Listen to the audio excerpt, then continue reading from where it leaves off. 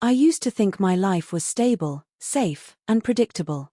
On paper, everything looked perfect. I was married, had a roof over my head, and a husband who worked hard to provide. But behind those neat lines, there was an emptiness I couldn't shake. My husband wasn't cruel, but he was distant. His world revolved around deadlines, meetings, and his phone. We could spend an entire evening under the same roof without exchanging more than a handful of words. At first, I told myself it was just a busy season, that things would get better. But weeks turned into months, and that season never ended. The silence between us grew heavier with each passing day, and in that silence, loneliness carved out a space in me. It was during one of those heavy, ordinary days that I first saw him. I was struggling with groceries in the parking lot, the kind of moment you barely notice in your own life, but it changes everything. Bags tore open, apples rolled across the asphalt, and frustration burned in my throat. Then, before I could gather myself, a man bent down beside me, helping collect the mess without saying a word at first. When I finally looked up, he gave me a smile that was disarmingly kind. It wasn't flirtatious, not even forward, just warm in a way that immediately lowered my guard. "Here, let me help you," he said, his tone light, as if helping me was the most natural thing in the world. I wanted to brush it off, insist I was fine, but truthfully, I wasn't fine. I was tired, drained, and the simple act of someone noticing my struggle felt strangely overwhelming. I let him carry a couple of bags to my car, thanking him more than once, embarrassed at the fuss. He only shrugged it off, telling me it was nothing. That should have been the end of it. A small moment of kindness from a stranger, something to smile about later and forget. But I didn't forget. There was something about the way he listened, even in that brief interaction, as though my presence mattered. My husband hadn't looked me in the eye like that in years. A week later, I saw him again. This time, it didn't feel like coincidence. He noticed me first, greeted me with an ease that suggested familiarity, as if we were old neighbors instead of strangers.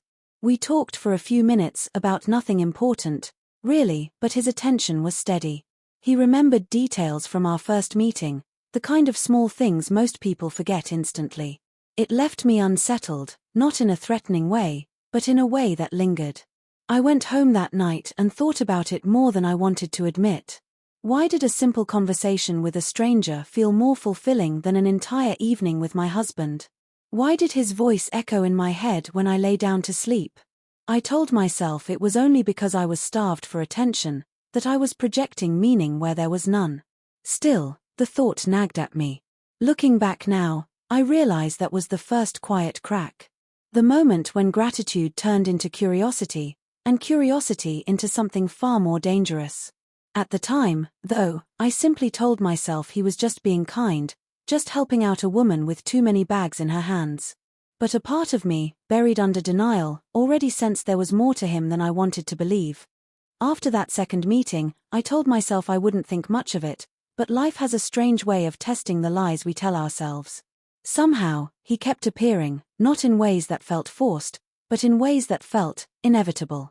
At the grocery store, on the street near my home, even once outside the small cafe where I liked to stop for coffee. Each time, his smile carried the same warmth, and each time, I felt the tightness in my chest ease, if only for a moment. He wasn't like my husband. He wasn't distracted, he wasn't in a rush. He had this habit of asking questions and then actually listening to the answers. When I mentioned I'd been exhausted from late nights, he asked if I was getting enough sleep, and the concern in his voice was genuine. When I complained about how cold the evenings had been, he laughed and teased that I needed better gloves. It was small, ordinary conversation, yet it left me with an unfamiliar sense of being seen. One day, while carrying my coffee out of the cafe, I almost bumped into him. He steadied the cup before it slipped, his hand brushing mine, and the air seemed to shift. It was such a brief touch, nothing more than a fraction of a second, but it lingered long after I walked away. That night, lying beside my husband, I kept thinking about it, how ridiculous it was to feel anything from something so minor, and yet how impossible it was to ignore. I started to notice my own behavior changing. I paid more attention to how I looked when I left the house, not because my husband cared, but because I wondered if I might run into him. I told myself it was silly, that I was only craving normal kindness, but every time his eyes met mine, I felt a pull I couldn't deny. It was during a particularly rough week that I allowed myself to lean on him more. My husband and I had fought, nothing dramatic, just another night of raised voices and slammed doors, the kind of argument that left me feeling invisible.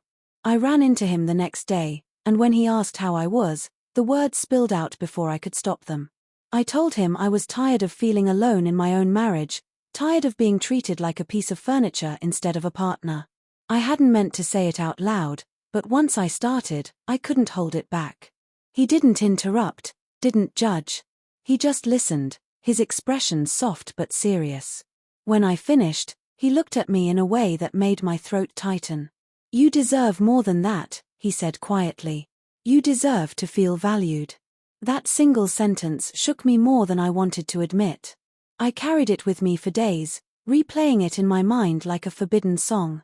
I wanted to dismiss it, to call it empty words, but the truth was, no one had told me I deserved more in a very long time. I started seeking him out without admitting it to myself. A quick detour to the cafe, a slower walk home, little choices that gave me an excuse to run into him. And when I did, it felt like relief. He made me laugh, he remembered details I'd shared, and he never seemed to tire of listening. Slowly, what began as gratitude grew into something more dangerous, an emotional bond, fragile yet intoxicating. I told myself it was harmless, that nothing inappropriate had happened, that I was simply enjoying friendly conversations. But deep down, I already knew I was treading into a space that wasn't meant for me. I was standing on the edge of a line I wasn't supposed to cross, and each word we shared pulled me closer to it. It happened on a night when everything inside me felt broken. My husband and I had another argument, louder than usual, crueler in its silence afterward. He slammed the bedroom door, leaving me sitting alone in the kitchen with tears I couldn't swallow back. I stared at my phone, my hands trembling, not knowing who to call. My friends had long grown tired of hearing about my marriage, and I didn't want pity. Somehow, without even fully deciding, I found myself dialing his number. He answered quickly, his voice steady and calm, as though he'd been expecting my call. I don't even remember what excuse I gave, something about just needing to hear a friendly voice, but within minutes, he was at my door. I should have told him not to come. I should have known better. But when I opened the door and saw the concern in his eyes, my walls collapsed. We sat on the couch, and I poured out my frustrations, every word heavier than the last. He didn't tell me I was overreacting or that things would work themselves out. He told me I had every right to feel the way I did. That validation was more intoxicating than anything I'd felt in years. At some point, the room went quiet. He was sitting so close I could feel the warmth radiating from him. My eyes were still wet, my chest still heavy, but when I looked at him, something shifted. He reached out, brushing away a tear from my cheek, and for the briefest moment, time stopped. "I shouldn't be here," I whispered, my voice breaking. "I know," he said softly, his hand still lingering against my face. "But I couldn't let you go through this alone." The honesty in his tone unraveled the last of my restraint. I leaned forward, and before I could think, his lips were on mine. It wasn't a hesitant kiss. It was deep, urgent, like both of us had been holding back for far too long. My heart raced with guilt, yet I couldn't pull away. When it finally broke, I sat there breathless, shaking, my mind screaming at me that I had just crossed a line I could never uncross. But the guilt mixed with something else, relief, desire, a sense of being wanted. He held me gently, his hand on the small of my back, whispering words that only made the guilt more complicated. "You deserve to be loved like this," he said. I wanted to protest, to remind him I was married, but my voice betrayed me. Instead, I leaned into him again, letting myself drown in the comfort I'd been starved of. Every part of me knew this was wrong, but every part of me also knew I couldn't stop. Later, when the weight of what we'd done settled over me, I pulled away, my chest tight with panic. "This can't happen again," I said, though even as the words left my mouth, I doubted them. He looked at me with an intensity that sent chills down my spine. "There's something you don't know," he said quietly. "Something I've been meaning to tell you." The words struck me like a warning, but before I could ask, He kissed me again, silencing the question. And in that moment, I let myself believe the lie I needed most, that I was simply finding comfort, that no one would ever know. But deep inside, fear stirred, whispering that the truth he carried would one day unravel everything. The days that followed felt like walking on a tightrope. On the outside, life looked the same: work, home, dinners eaten in silence with my husband, but inside, everything was different. I carried the weight of what had happened, a mix of guilt and secret excitement. My husband didn't notice a thing, too absorbed in his own world to sense the storm inside me. But he noticed.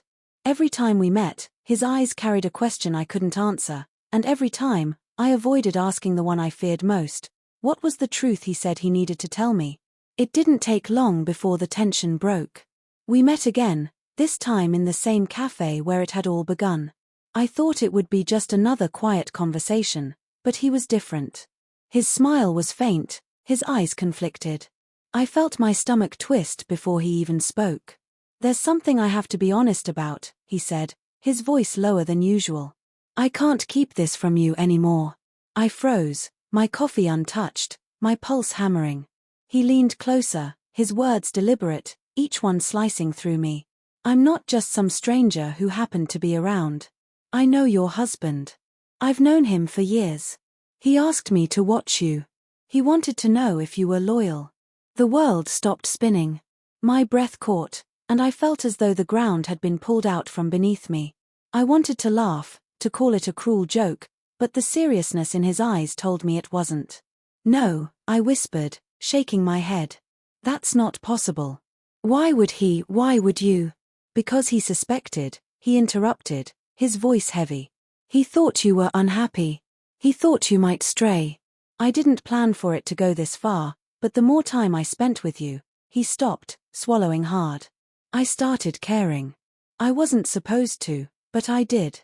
The words crashed into me like waves I couldn't fight. My chest burned with betrayal, anger, humiliation, and something far worse: recognition. Everything suddenly made sense. The coincidences, the way he always seemed to be there, the way he knew things he shouldn't have. My entire reality tilted under the weight of the truth. I pushed back my chair, my hands trembling. So I was just a test. A game between two men who were supposed to care about me? His eyes softened, almost pleading. It wasn't a game. At first, yes, I was only there to report back. But I stopped telling him everything. I couldn't, because I didn't see you as just his wife anymore. I saw you. The real you. And he trailed off, guilt written all over his face. I didn't wait for him to finish. I left the cafe, my chest tight with a pain that words couldn't contain. I couldn't go home, not yet.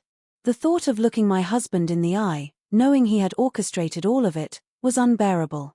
But neither could I bear the thought of seeing the man who had pulled me into this trap, only to confess he'd been part of the betrayal all along. That night, I sat alone in my car, parked in some empty lot, staring at the steering wheel while tears blurred my vision.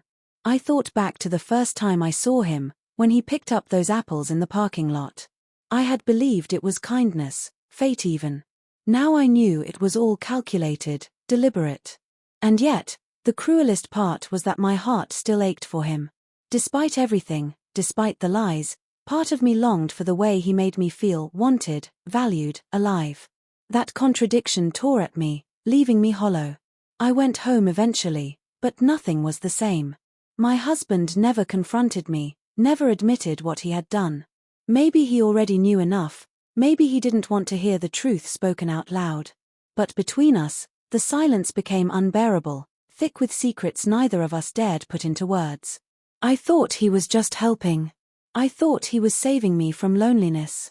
But in the end, all he did was remind me of how fragile love can be, how betrayal doesn't always come from strangers, and how sometimes the deepest cuts are the ones carved by the truths we're not ready to hear.